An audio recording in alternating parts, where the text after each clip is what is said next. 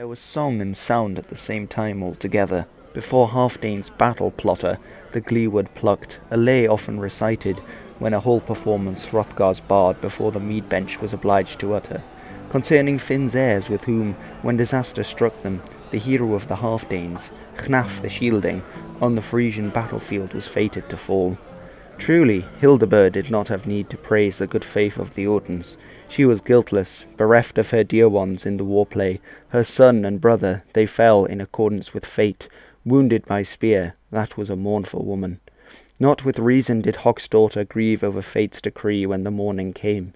Then she under the sky could see the baleful slaughter of kinsmen, where before he had held the most joy in the world. War took all of Finn's thanes, except a few alone, so that he could not in that meeting place the clash with Hengist conclude at all, nor the woeful remnant by battle dislodge from their position the prince's thane. So they offered them settlement, that they for them the other dwelling would completely clear, hall and high seat, that they would half of it control with the Eoten's sons, might have, and at the giving of treasure Folkwalden's son each day the Danes would honour.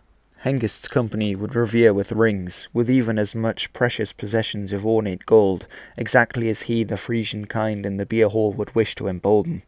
Then they pledged, on both sides, firm compact of peace. Finn to Hengist with incontestable earnestness proclaimed an oath, that he the woeful remnant by sage's judgment would hold in honour, that there any man, by word nor by deed, would not break the treaty, nor in malicious artifice ever complain, though they their ring-giver's killer followed, leadless, and were thus forced by necessity. If then any Frisian by audacious speech the murderous feud were to remind them, then it by sword's edge must be thereafter.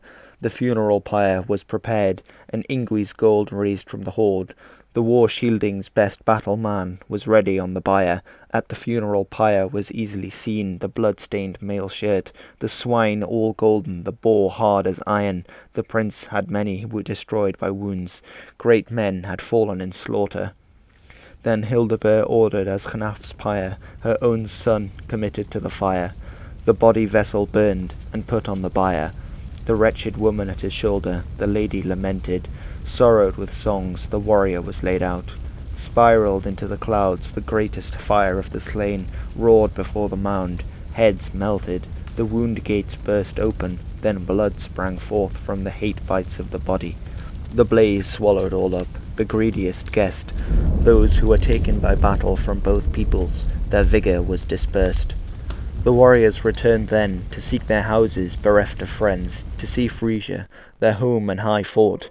Yet Hengist, the death-stained winter spent with Finn, in a place with no fellowship at all, he remembered his land. Though he could not drive on the sea, the ring-proud ship, though sea swelled in storm, fought against the wind. The winter locked the waves in icy bonds, until came another year to the courtyards as still it does now, those which continuously carry out their seasons, gloriously bright weathers. Then winter was gone, the fair was the earth's breast.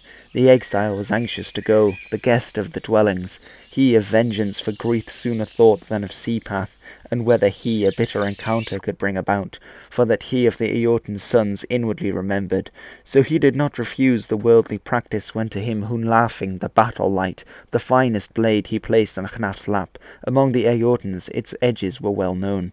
So too his mortal enemies. Finn in turn received dire sword onslaught in his own home, when concerning the fierce attack, Guthlaf and Oslaf, following their sea journey, declared their grief, blaming for their share of woes. He could not his restless spirit contain in his breast.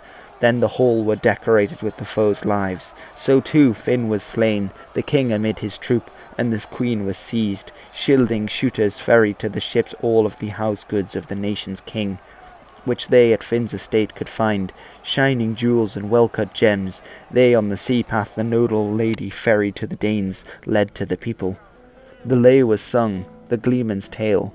Joy again sprang up, music rang out from the bench. Cup-bearers served wine from wondrous vessels.